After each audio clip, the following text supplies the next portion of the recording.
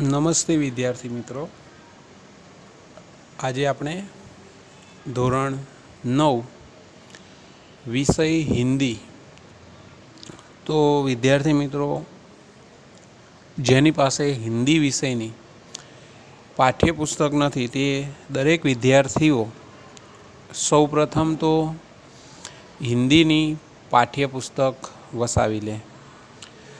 તો જો અહીંયા આગળ પહેલું પેજ છે પાઠ્યપુસ્તકનું.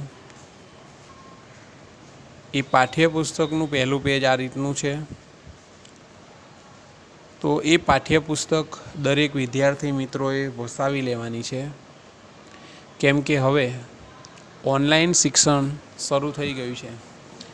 જો અમે અહીંયા વિડીયો બનાવીશું, પણ જો તમારી પાસે પાઠ્યપુસ્તક જ નહીં હોય તો તમને સમજવામાં મુશ્કેલી થશે અને ઘણી બધી તકલીફ થશે. તો દરેક વિદ્યાર્થીઓએ સૌથી પહેલાં તો પાઠ્યપુસ્તક વસાવી લેવાની છે. અને જ્યારે પણ તમે જે વિષયનો વિડીયો જુઓ તો એ વિષયની પાઠ્યપુસ્તક દરેક વિદ્યાર્થીઓએ પોતાની પાસે રાખવાની છે. તો ધોરણ 9 છે. ધોરણ 9ની અંદર પાઠ્યપુસ્તક છે. પાઠ્યપુસ્તક આ રીતની છે, તો દરેકે એ વસાવી લેવાની.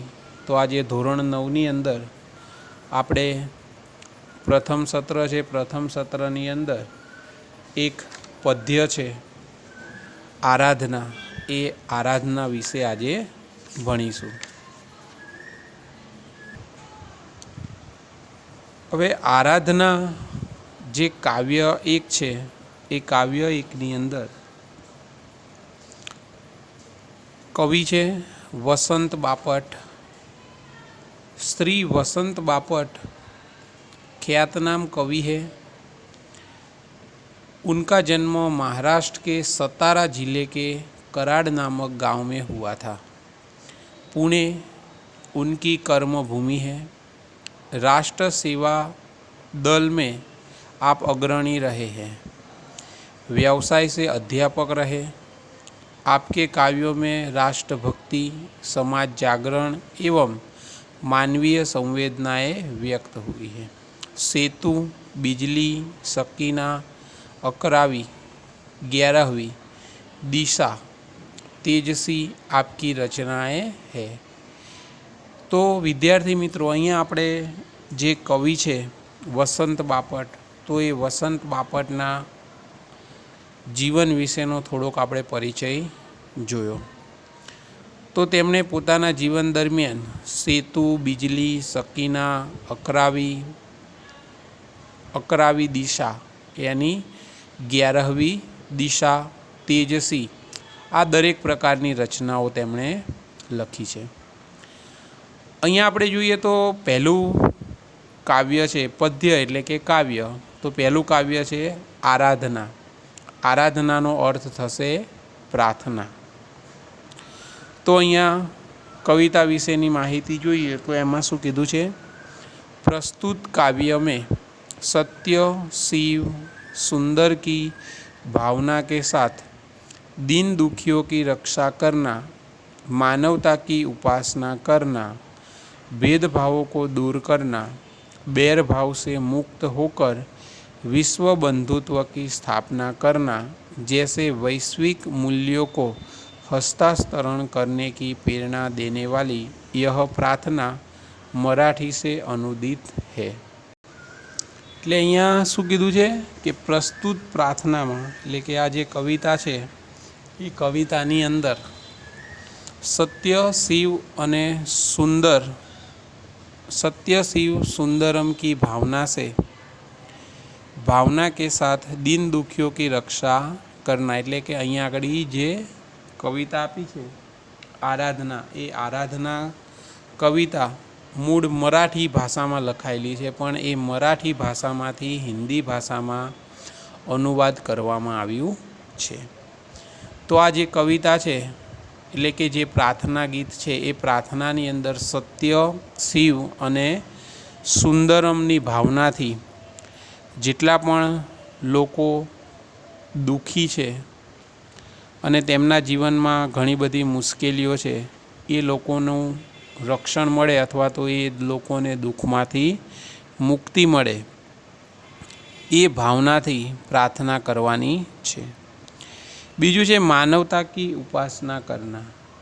એટલે માનવતા કી ઉપાસના કરના એટલે કહેવાનો મતલબ શું છે કવિનો કે દરેક મનુષ્યએ જે ભેદભાવો છે, ગરીબ અમીર, ઊંચ નીચ, પછી જ્ઞાતિ જાતિ, આ બધા પ્રકારના જે ભેદભાવો છે એ બધા ભેદભાવો દૂર કરી અને દરેક મનુષ્યએ એક સમાન બની અને રહેવું જોઈએ એની વાત કરી છે। એટલે કે દરેક મનુષ્યએ દરેક પ્રકારના ભેદભાવ ભૂલી અને વિશ્વ બંધુત્વની સ્થાપના કરવાની છે। એટલે કે વિશ્વ બંધુત્વ એટલે કે વિશ્વમાં જેટલા પણ લોકો છે એ બધા જ લોકોએ ભાવચારાની ભાવનાથી જીવન જીવવાનું છે એવી પ્રેરણા આપતા આ કવિતામાં વાત કરવામાં આવી છે। તો અહીંયા આગળ કવિ છે એ કવિએ બહુ સુંદર રીતે સમજાવ્યું છે કે જો સાચી રીતે આપણે ભગવાનની પ્રાર્થના કરીએ તો આપણા જીવનના બધા જ દુઃખ દર્દ દૂર થઈ જાય છે અને આપણે સારી રીતે સુખી થઈ અને જીવન જીવી શકીએ છીએ। અને બીજી વાત કરી છે માનવતાની, તો દરેક મનુષ્યએ સંસારની અંદર ભાઈચારાની ભાવનાથી જીવન જીવવું જોઈએ। અને જે દુર્બળ લોકો છે એટલે કે જે દુઃખી લોકો છે અથવા તો જે કમજોર લોકો છે એ લોકોની મદદ કરવી જોઈએ। જો કોઈ શૂરવીર હોય તો એ શૂરવીરે દુર્બલોનું રક્ષણ કરવું જોઈએ એની વાત આ કવિતામાં કરવામાં આવી છે। એટલે કે જો જે શૂરવીર છે એ શૂરવીર દુર્બલોની રક્ષણ કરે તો તે માનવતાની ઉપાસના ગણાય છે તેવું આ કાવ્યની અંદર કહેવામાં આવ્યું છે। જોઈએ આપણે કવિતા છે, કવિતાની અંદર શું કીધું છે જોઈએ। પહેલી પંક્તિ છે કવિતાની, એ પંક્તિમાં શું વાત કરી છે એની વાત કરીએ। તો જે પહેલી પંક્તિ છે એમાં શું કીધું છે, દેહ મંદિર ચિત્ત મંદિર એક ही है प्रार्थना, सत्य सुंदर मांगल्य की नृत्य हो आराधना। શું કીધું છે પહેલી પંક્તિમાં, દેહ મંદિર ચિત્ત મંદિર એક ही है प्रार्थना, सत्य सुंदर मांगल्य की नृत्य हो आराधना। એટલે કવિ કહે છે શું છે પહેલી પંક્તિમાં શું કીધું છે, કવિ કહે છે કે મારી આ જ પ્રાર્થના છે। શું થશે અહીંયા ભાવાર્થ એનો, કવિ કહે છે કે મારી આ જ પ્રાર્થના છે કે દેહ એટલે શરીર, એટલે કીધું છે કે મારી આ જ પ્રાર્થના છે કે શરીર અને ચિત્ત એટલે મન, એટલે એવું કીધું છે કે મારી આ જ પ્રાર્થના છે કે શરીર અને મનથી સત્ય સુંદર અને માંગલ્યની, એટલે કે કવિ કહે છે કે મારી આ જ પ્રાર્થના છે કે શરીર અને મનથી સત્ય, શિવ અને સુંદરની આરાધના થાય। પહેલી પંક્તિ છે એ પહેલી પંક્તિમાં શું કીધું છે કવિએ કે કવિ કહે છે કે મારી આ જ પ્રાર્થના છે।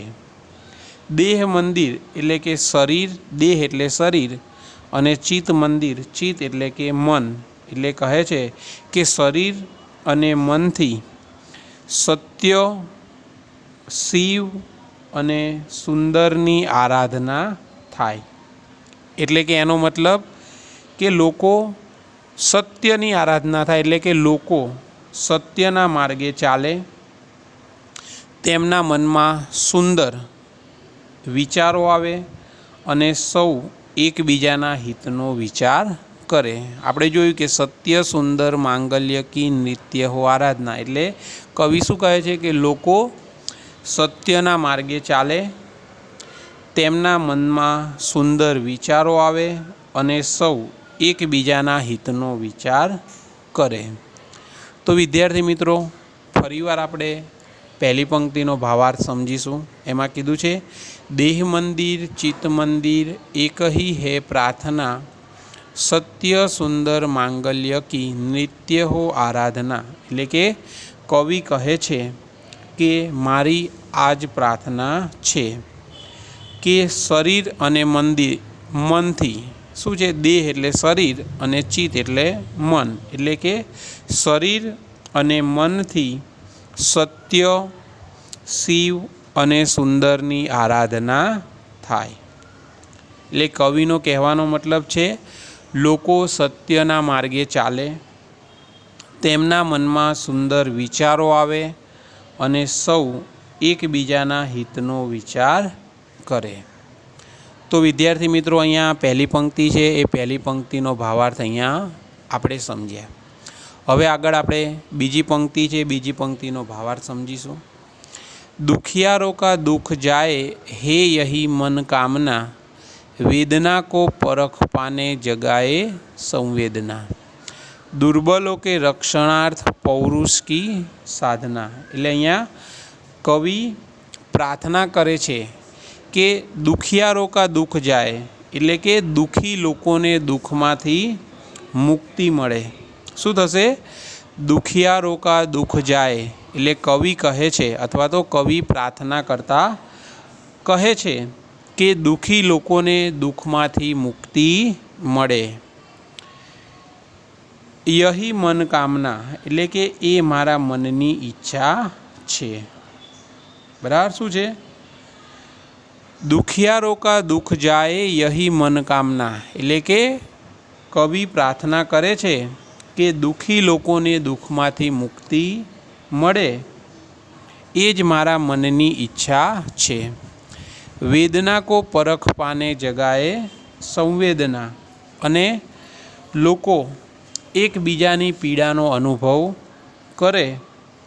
એટલે કે શું કીધું છે કવિએ અહીંયા કે લોકો એકબીજાની પીડા એટલે કે દુઃખ, દર્દ, એ દુઃખ દર્દનો અનુભવ કરે।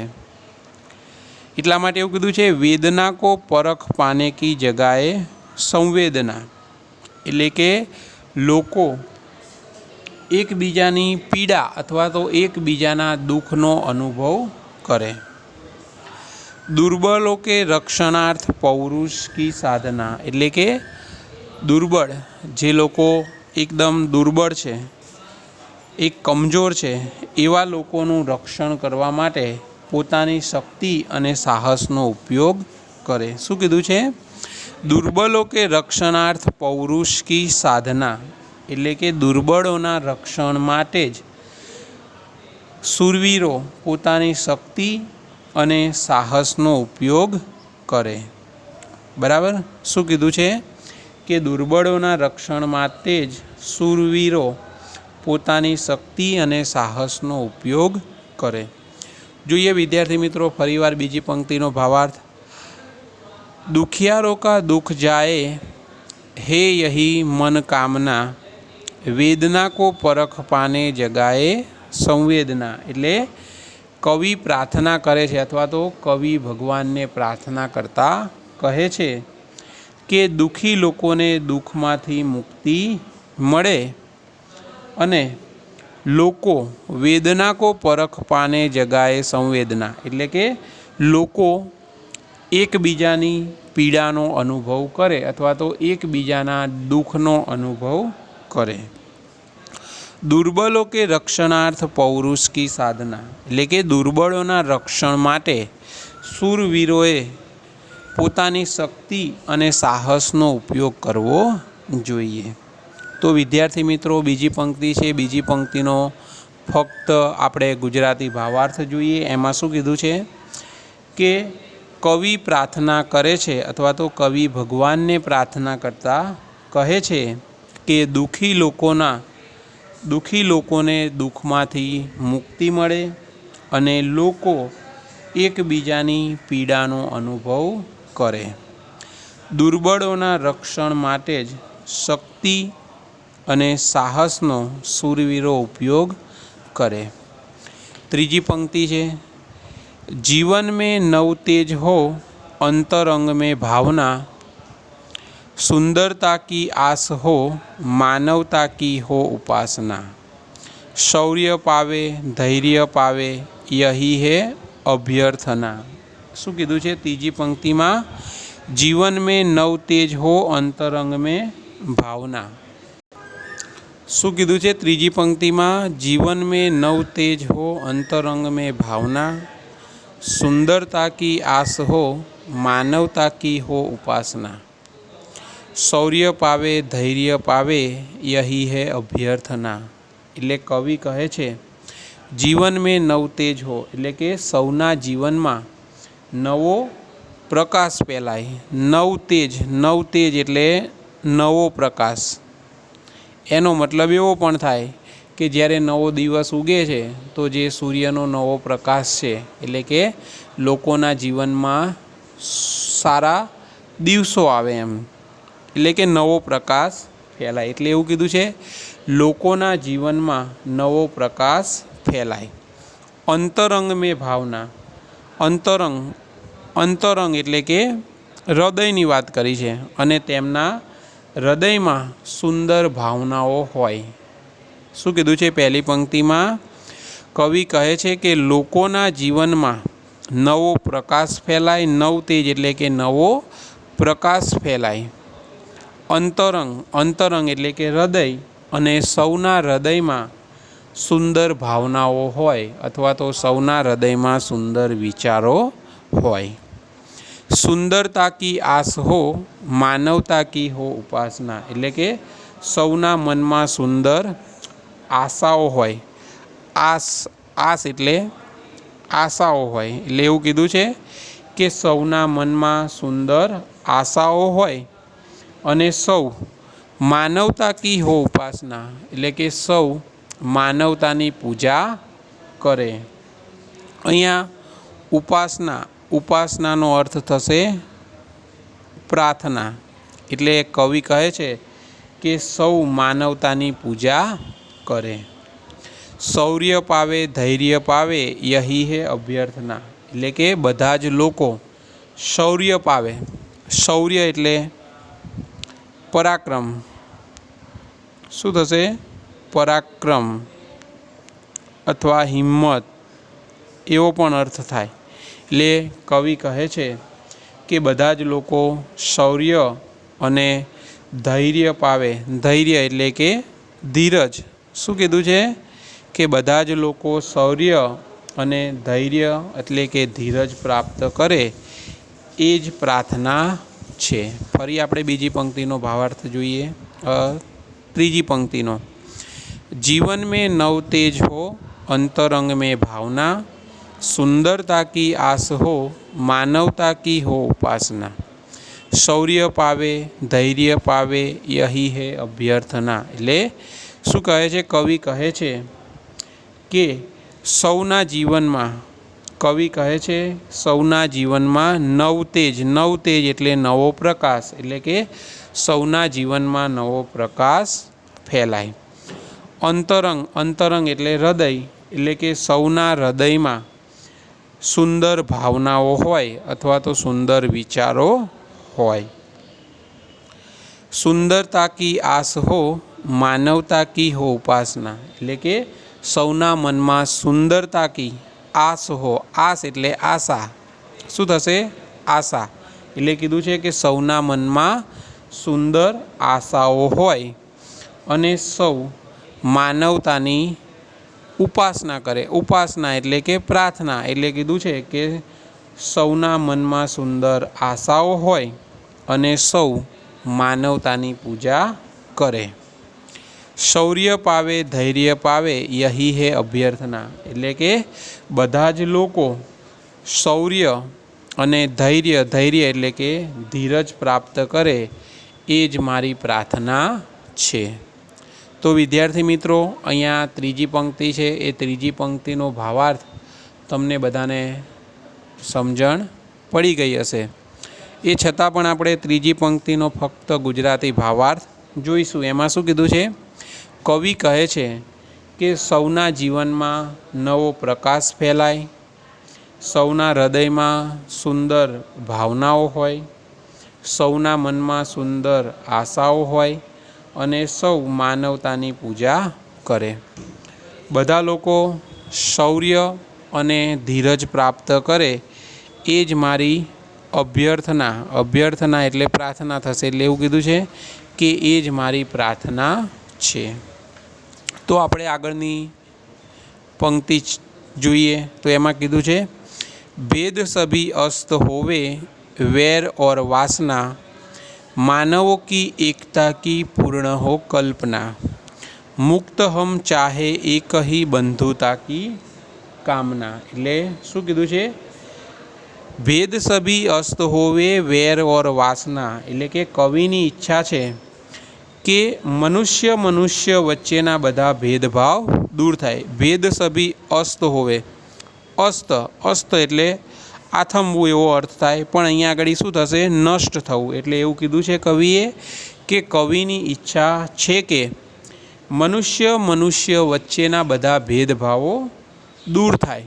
हवे मनुष्य वच्चेना बधा भेदभाव एटले के दरेक मनुष्यमां ऊंच नीच, अमीर गरीब, जाति पाति आवा बधा अलग अलग प्रकारना भेदभावो छे, तो ए बधा भेदभावो दूर थाय एवुं कवि कहे छे। एटले कविनी इच्छा छे के मनुष्य मनुष्य वच्चेना बधा भेदभाव दूर थई जाय। वेर और वासना एटले के कोईने कोईनी साथे वेर, वेर एटले दुश्मनी, शुं थशे? दुश्मनी अथवा तो दुश्मनावट। दुश्मनावट एटले के कोईने कोईनी साथे दुश्मनावट न होय अने लोको खराब भावनाओ, लोकोनी खराब भावनाओ नष्ट थई जाय। वासना, वासना एटले खराब भावना। એટલા માટે અહીંયા કવિ કહે છે કે કોઈને કોઈની સાથે દુશ્મનાવટ ન હોય અથવા તો દુશ્મની ન હોય અને લોકોની ખરાબ ભાવનાઓ નષ્ટ થાય, નષ્ટ થઈ જાય। માનવો की एकता की पूर्ण हो कल्पना, અને સૌ મનુષ્ય એકતાનો અનુભવ કરે। પહેલી પંક્તિમાં શું કીધું છે કવિએ કે કવિની ઈચ્છા છે કે દરેક મનુષ્ય મનુષ્ય વચ્ચેના બધા જ ભેદભાવો દૂર થઈ જાય, એટલે કે ઊંચ નીચ, અમીર ગરીબ, જાતિ પાતિ આ બધા જ પ્રકારના ભેદભાવો દૂર થઈ જાય। કોઈને કોઈની સાથે દુશ્મની ન હોય અને લોકોની ખરાબ ભાવના નષ્ટ થઈ જાય। સૌ મનુષ્ય એટલે અહીંયા કીધું છે માનવ કી એકતા કી પૂર્ણ હો કલ્પના, એટલે કે સૌ મનુષ્ય એકતાનો અનુભવ કરે। મુક્ત હમ ચાહે એક ही बंधुता की कामना, એટલે કે આપણે મુક્ત, મુક્ત એટલે સ્વતંત્ર, એટલે કીધું છે કે આપણે સ્વતંત્રતા અને બંધુતા, બંધુતા એટલે કે ભાઈચારાની, એટલે કે આપણે સ્વતંત્રતા અને ભાઈચારાની કામના કરીએ છીએ। શું કીધું છે? કવિ કહે છે મુક્ત હમ ચાહે એક ही बंधुता की कामना। मुक्त એટલે સ્વતંત્ર, એટલે કે આપણે સ્વતંત્રતા અને બંધુતા, બંધુતા એટલે કે ભાઈચારાની કામના કરીએ છીએ, એટલે કે બધા જ લોકો મુક્ત થઈ એટલે કે સ્વતંત્ર થઈ અને બધા જ લોકો વિશ્વમાં ભાઈચારાની ભાવનાથી જીવન જીવે એવી ઈચ્છા કરે છે। ફરીથી આપણે ચોથી પંક્તિનો ભાવાર્થ જોઈએ। भेद सभी अस्त होवे वैर और वासना, मानवों की एकता की पूर्ण हो कल्पना, मुक्त हम चाहे एक ही बंधुता की कामना, એટલે કે શું કીધું છે? ભેદ સભી અસ્ત હોવે, એટલે કે કવિની ઈચ્છા છે કે મનુષ્ય વચ્ચેના બધા ભેદભાવ દૂર થઈ જાય. એટલે આપણે મેં તમને સમજાવ્યું એમ કે મનુષ્ય વચ્ચે જે અમીર ગરીબ, ઊંચ નીચ, જાતિ પાતિ, આવા બધા પ્રકારના જે ભેદભાવો છે એ બધા ભેદભાવો દૂર થઈ જાય અને વેર એટલે દુશ્મનાવટ અથવા તો દુશ્મની, અને વાસના એટલે કે ખરાબ ભાવના, એટલે કે કોઈ સાથે દુશ્મની ન હોય અથવા તો દુશ્મનાવટ ન હોય અને લોકોની ખરાબ ભાવનાઓ નષ્ટ થઈ જાય. માનવ કી એકતા કી પૂર્ણ હો કલ્પના, એટલે કે સૌ મનુષ્ય એકતાનો અનુભવ કરે. મુક્ત હમ ચાહે એક હી બંધુતા કી કામના, એટલે કે આપણે મુક્ત એટલે સ્વતંત્રતા, આપણે સ્વતંત્રતા અને બંધુતા એટલે કે ભાઈચારાની કામના કરીએ છીએ. અથવા તો આપણે બધા જ લોકો સ્વતંત્રતા પ્રાપ્ત કરી અને સ્વતંત્રતા અને વિશ્વમાં ભાઈચારાની ઈચ્છા કરીએ છીએ. તો વિદ્યાર્થી મિત્રો, છેલ્લી પંક્તિ છે એ છેલ્લી પંક્તિનો જે ભાવાર્થ મેં તમને સમજાયો એ તમને સમજ પડી ગઈ હશે. એ છતાં પણ આપણે ફક્ત ગુજરાતીમાં તેનો ભાવાર્થ સમજીશું. તો કવિની ઈચ્છા છે કે મનુષ્ય વચ્ચેના બધા ભેદભાવ દૂર થઈ જાય, કોઈને કોઈની સાથે દુશ્મની ન હોય અથવા તો કોઈને કોઈની સાથે દુશ્મનાવટ ન હોય અને લોકોની ખરાબ ભાવનાઓ નષ્ટ થઈ જાય. સૌ લોકો અથવા તો સૌ મનુષ્યો એકતાનો અનુભવ કરે. આપણે સ્વતંત્રતા અને ભાઈચારાની કામના કરીએ છીએ. તો વિદ્યાર્થી મિત્રો, અહીંયા જે પહેલું કાવ્ય છે અથવા તો પહેલું પદ્ય છે એ પદ્યની જેટલી પણ પંક્તિ છે, એટલે કે ચારે ચાર પંક્તિ છે, ચારે ચાર પંક્તિનો આપણે ભાવાર્થ સમજી લીધો છે. અને મને આશા છે કે દરેક વિદ્યાર્થી મિત્રોને તે સારી રીતે સમજ પડી ગઈ હશે. તો વિદ્યાર્થી મિત્રો, તમારે શબ્દાર્થ છે એટલે કે જે ટિપ્પણી છે એ ટિપ્પણીની અંદર તમારે એકવાર આ શબ્દાર્થ છે એ શબ્દાર્થ તમારે તમારી નોટબુકમાં લખવાના છે. તો વિદ્યાર્થી મિત્રો, તમારે હિન્દી વિષય હોય કે જે વિષય છે એ વિષયની અંદર તમે વિડીયો જુઓ છો તો વિડીયોની અંદર તમારે થોડું ઘણું લખવાનું પણ હોય છે. જેમ કે ગણિત વિજ્ઞાન જેવા વિષય હોય તો લખવું પડે છે, પણ જે ભાષાકીય વિષયો છે હિન્દી ગુજરાતી, બરાબર, તો એની અંદર તમારે જ્યારે પાઠ કે કવિતા સમજાવવામાં આવે ત્યાર પછી જે ગૃહ કાર્ય આપવામાં આવે છે તો એ ગૃહ કાર્ય તમારે નોટબુકમાં લખવાનું છે. તો આપણે હિન્દીની અંદર પહેલું કાવ્ય છે, પહેલાં કાવ્યમાં શબ્દાર્થ છે, શબ્દાર્થ તમારે એકવાર લખવાના છે. કેમ કે આ જે શબ્દાર્થ છે એ શબ્દાર્થમાંથી તમારે સમાનાર્થી, વિરોધાર્થી, આવા બધા શબ્દો છે એ વ્યાકરણમાં તમારે પૂછાય છે. પછી છે સ્વાધ્યાય. તો એ સ્વાધ્યાયની અંદર તમારે એક એક વાક્યમાં ઉત્તર લીખીએ એ પણ તમારે લખવાનું છે. એક એક વાક્યના પ્રશ્નોના જવાબ છે, પ્રશ્નોના જવાબ તમારે લખવાના છે. અત્યારે જ્યાં સુધી ઓનલાઈન વિડીયો ચાલે છે ત્યાં સુધી આપણે ઓબ્જેક્ટિવ જેવું હશે, જે એક એક વાક્યના પ્રશ્નોનો જવાબ છે, ખાલી જગ્યા છે, વિકલ્પો છે, એવું જ આપણે તૈયાર કરાવીશું. હજી પરીક્ષાની ખબર નથી કે પરીક્ષામાં કેવી રીતે પેપર સ્ટાઇલ આવશે. તો અત્યારે હાલ આપણે જે કંઈ ઓબ્જેક્ટિવ છે, ખાલી જગ્યા છે, જોડકા છે, સમાનાર્થી શબ્દો છે, વિરુદ્ધાર્થી શબ્દો છે અને એક એક વાક્યના પ્રશ્નોના જવાબ છે એની આપણે ચર્ચા કરીશું. તો તમારે સ્વાધ્યાયની અંદર જે પહેલો પ્રશ્ન હતો, પહેલા પ્રશ્નની અંદર એક એક વાક્યના પ્રશ્નોના જવાબ હતા એ તમારે નોટબુકમાં લખવાના છે. અને પ્રશ્ન નંબર 5 છે એ પ્રશ્ન નંબર 5માં વિરુદ્ધાર્થી શબ્દ આપ્યા છે એ તમારે લખવાના છે. જોઈએ આપણે વિરુદ્ધાર્થી પ્રશ્નો છે, પ્રશ્નો જોઈએ તો દુઃખ છે તો દુઃખનું વિરોધી શું થશે? સુખ. બીજું છે જીવન, જીવનનો વિરોધી મૃત્યુ. સત્ય, સત્યનો વિરોધી અસત્ય. સુંદર, સુંદરનું વિરોધી થશે અસુંદર. અસ્ત, અસ્તનું થશે ઉદય. તો દરેક વિદ્યાર્થી મિત્રોએ સ્વાધ્યાયની અંદર એક એક વાક્યના પ્રશ્નોના જવાબ અને વિરુદ્ધાર્થી શબ્દ લખવાના છે. અને જેમ જેમ સિલેબસને એવું ચાલશે એ રીતે જે પેપર સેટ અથવા તો જે એસાઇનમેન્ટ હશે એ એસાઇનમેન્ટની અંદર હું તમને 1-2 પાઠ પૂર્ણ થશે તો એ પણ સાથે સાથે વિડીયોમાં કરાવતો જઈશ.